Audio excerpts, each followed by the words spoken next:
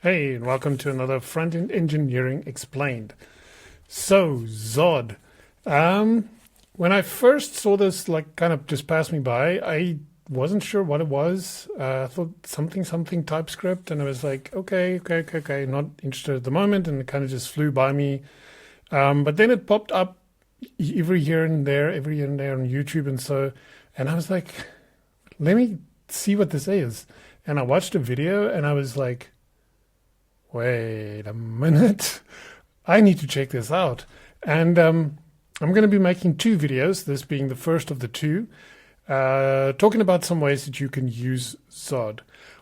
But let's just unpack this little sentence over here, right? So it says TypeScript-first schema validation with static type inference. There's a lot in that little sentence.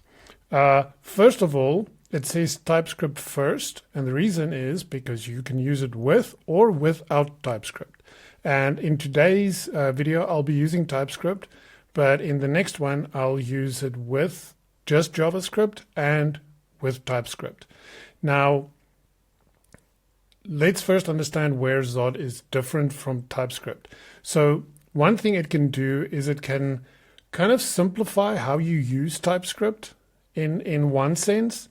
In another sense, TypeScript will helps you with when you run TSC, for example, but also more importantly, or more commonly, when you're in your editor and you're doing stuff. Like you're trying to call a function and maybe you're passing in some parameters or arguments and you're passing data that is not what the function expects, then TypeScript's going to shout at you.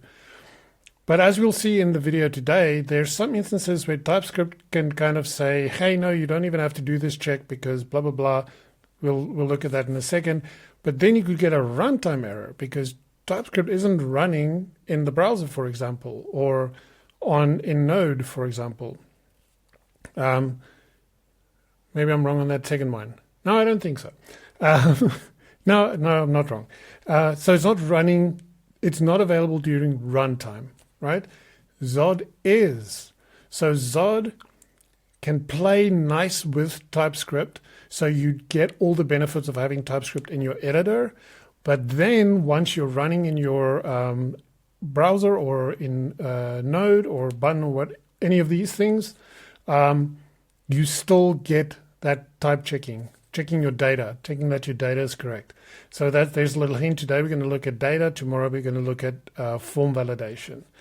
And initially, I wanted to make basically a little API that I can call that will return some fake data. And then if I massage the URL in a specific way, it would return some of the data invalid.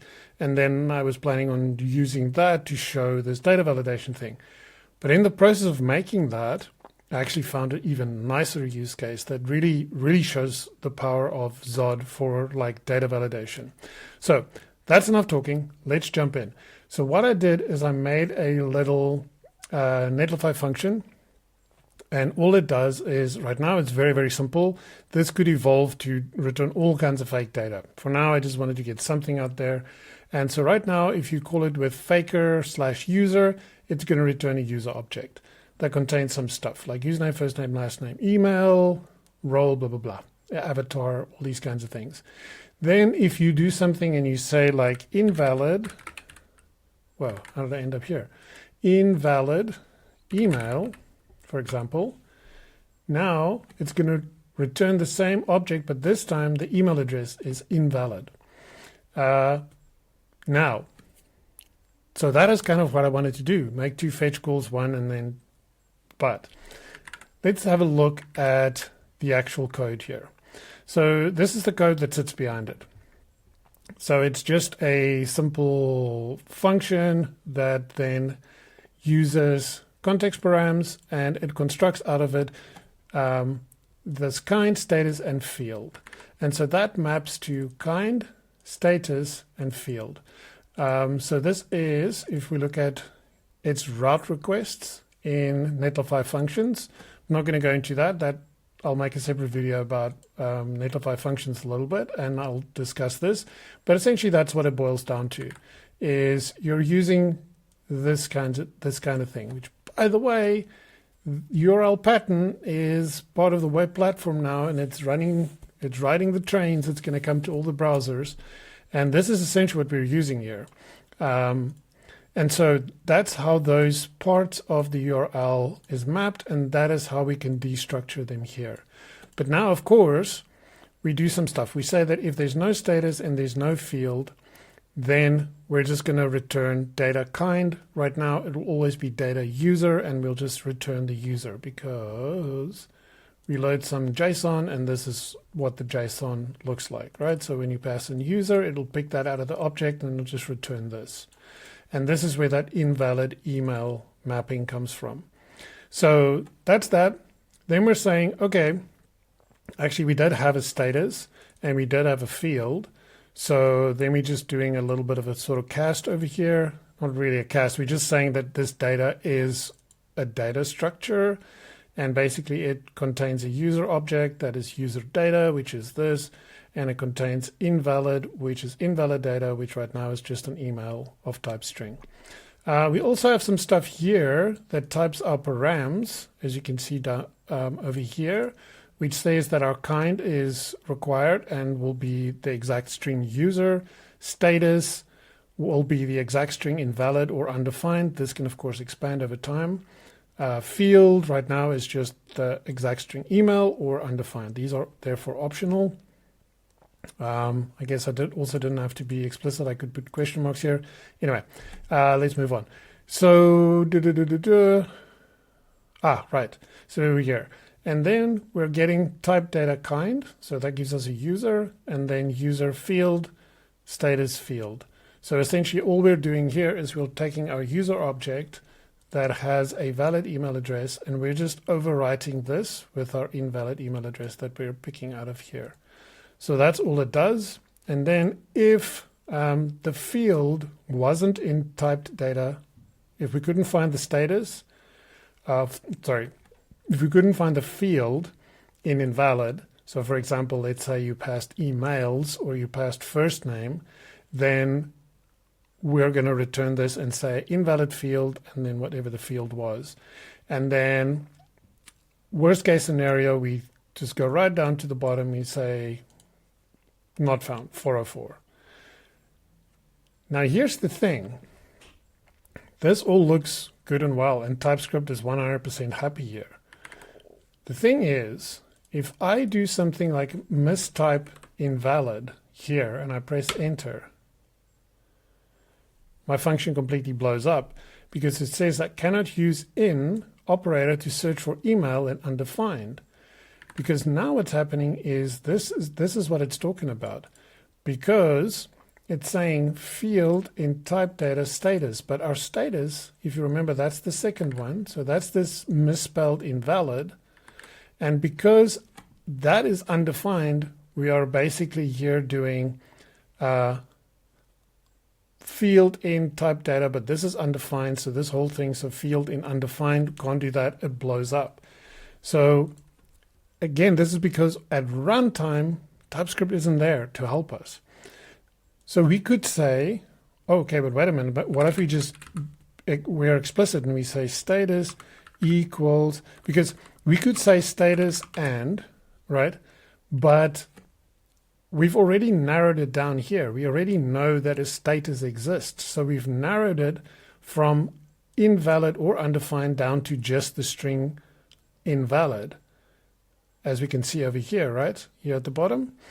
So TypeScript is going to tell us it's unnecessary conditional because value is always truthy. So, and of course, if we try to check explicitly for this, it's going to tell us the same thing. Again, it's going to say unnecessary comparison is always true since invalid is equal to invalid. So therefore, we can't add this in here, right? But we can see that this can totally bite us in the butt in production. So, okay. So there we've identified a problem, but you can also see there's quite a lot going on here. So let's have a look at introducing Zod into this whole story here. So I have this file called validate here, and I'm going to have the LLM helped me a little bit here just to make the video a little shorter. But so the first thing we want to do is we want to import Z from Zod, and I'm using V4 here. And then I don't want to do all of this. It's a little too excited. Const, and then we're going to define a schema, and this is where that schema validation comes in, right?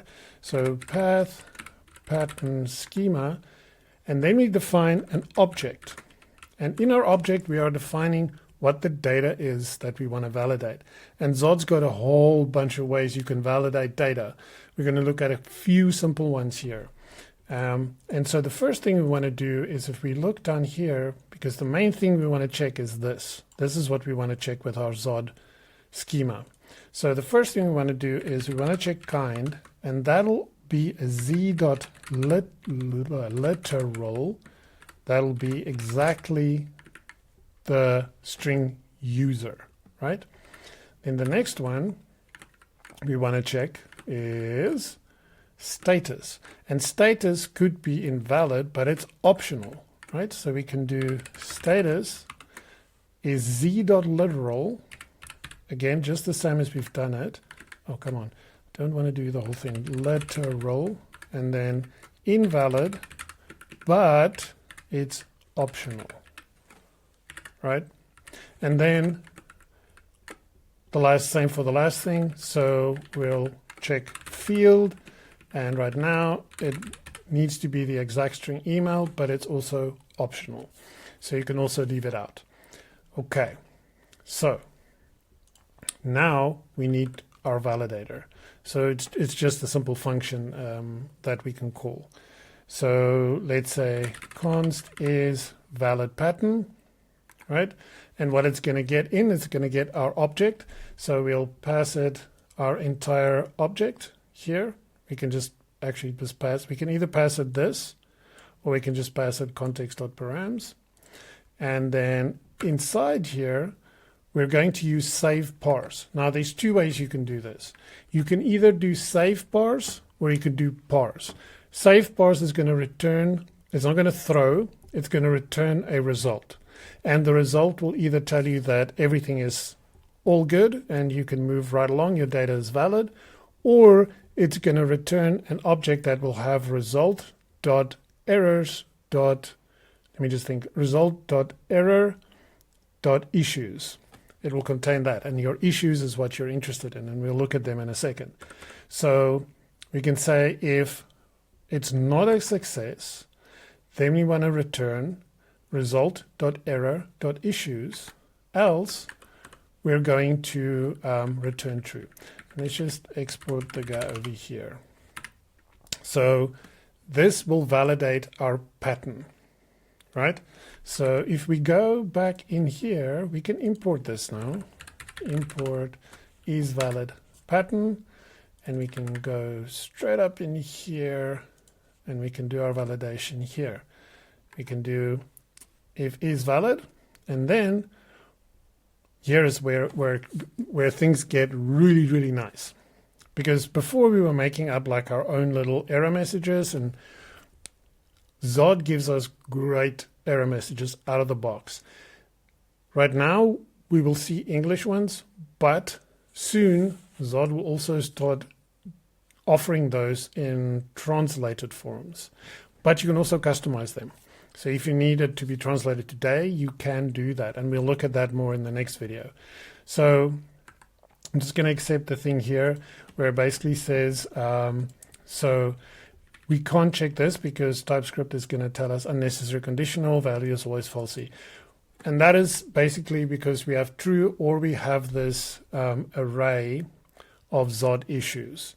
So if we do this, it's not going to work. So what we want to do is a Boolean is not an array.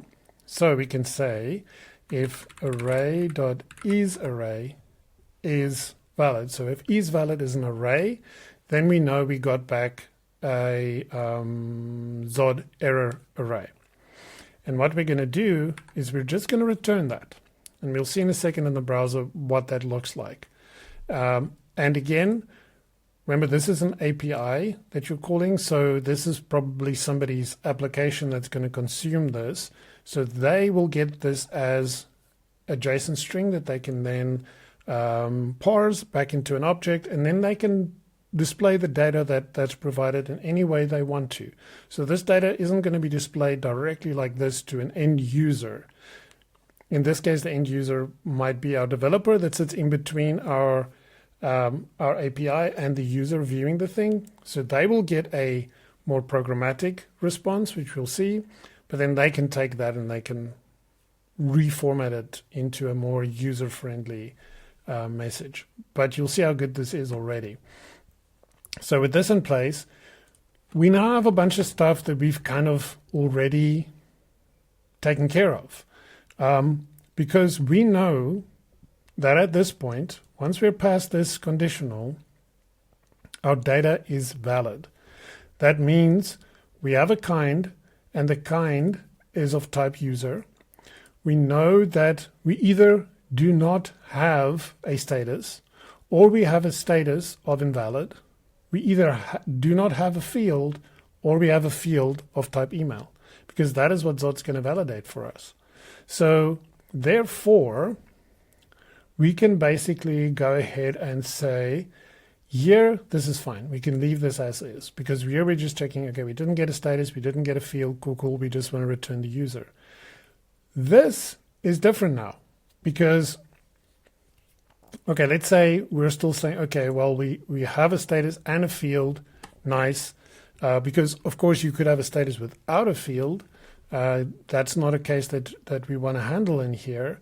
So, but let's just see what we can do now, because field in, we don't need this conditional check. We don't need to check if field is in type data status. That's already valid. So we can take this and we can move it up, and we can therefore get rid of this. And as you will see, the AI is suggesting, well, in that case, you might as well just get rid of that, which is true. Also, we can get rid of this part and simplify just to const user, data kind, blah, blah, blah. Nice. Still have our not found at the bottom. We have all of that down here. But now you can start seeing we're not using this. Okay, so we can get rid of that. Then we're not using invalid data anymore. Now we're not using user data anymore. So you can already see how things are simplifying, but we actually haven't lost anything yet. The other thing is we're redeclaring what we have here that we've already defined here. Here's the other cool thing, and that is this little sentence over here, static type inference. Because another thing we can export from here is we can export type path, if I can type, path pattern equals z.infer type of path pattern schema. So this over here. And this now gives us our TypeScript type. So with this, we can head back over here, and instead of doing this, we can do, I didn't copy that. I can just type it, path pattern. Path pattern. We can use that. We have to import it, of course. In here, we've imported it, and now there's no more need for this. We can get rid of that as well. Okay, so our code, and we can get rid of our unknown. So there we go. So now this is already a lot simpler than what we had before, and all our validation is taken care of here. But you don't have to believe me. Let me show you. So I'm going to deploy this using Netlify deploy prod. The reason I'm deploying this and not just running Netlify dev is because the way it behaves locally with the dev server when you're using these route responses works differently than production. And I'll maybe make a video about that or write a little note about it somewhere. But suffice it to say, to get the way that Netlify would really respond is to run this in production. So, right, let's go back here. So now let's go into user. And we're just going to run that. Great, as before, right? And if we type invalid email, as before, everything works cool. Now I'm going to do this. So I have that misspelled invalid. Now it doesn't blow up. What we get is we get this object. And what it contains is a couple of really interesting things. So it has code which tells you what type of error this was. So the error is an invalid value. We have this path that contains which field it was. So status is the field that's an error. And we have our message. Invalid input, expected invalid. You can now massage this to also say, but got invalid without the D, right? If we now do something wrong with email, we say emails, here it comes back, invalid value, email, field, invalid input, expected email. And we can go all the way back. And if we now do, for example, users, there we go, invalid value, user, kind is our path, and invalid input, expected user. So just like that, we get the great validation. We're also getting these messages back, and we can just send them back to our consumer, and we're really giving them decent, I would say more than decent, validation error messages as to what went wrong with the service. And of course, if everything works as it should, then let's just do it like this, for example. So now those two are wrong. So any combination that you're trying, it's always going to validate exactly and tell you where did you go wrong. And never it's going to blow up. You're safe. You will always have a proper error message that you can massage for your end users, but also that a developer can use and see, dang it, my field says emails and I was expecting email. Of course, let me just fix that. And now we're getting our data back. As you can tell, I'm a little excited. I'm still excited about Zod. So this is one way that you can really play nicely with TypeScript and Zod together. Simplify your TypeScript, not lose any of your type checking you get in your editor, but also not lose that type checking once you go to production, and avoid a little nasty one like we saw here, where we didn't check actually if status was of type invalid exactly and do something, say don't, blah, blah, blah, that's not a valid thing. TypeScript is like, no, we should be good here. And actually we're not, because at runtime things can be a little different. Now, I am not a TypeScript wizard, so who knows, there might be a way in TypeScript to also do that, but it still doesn't take away the fact that it will only warn you here in your editor. You never know what could happen during runtime in your browser, wherever else. So that is my first video and an introduction to Zod using TypeScript to basically validate our inputs that's coming from our context params in a Netlify function, and then just make everything a little simpler and give us these beautiful validation messages right out of the box. We can define our type, if you want to call it, once, and then infer it and use it as a TypeScript type. But we always also have this schema that we can run safe parse or parse against. Again, safe parse doesn't throw. Parse is the other option. That one does throw. And the time when you would want to use that is if you're going to do it in a try catch, because you have to call parse within a try catch because it throws. But the other nice thing is when it throws a named custom error.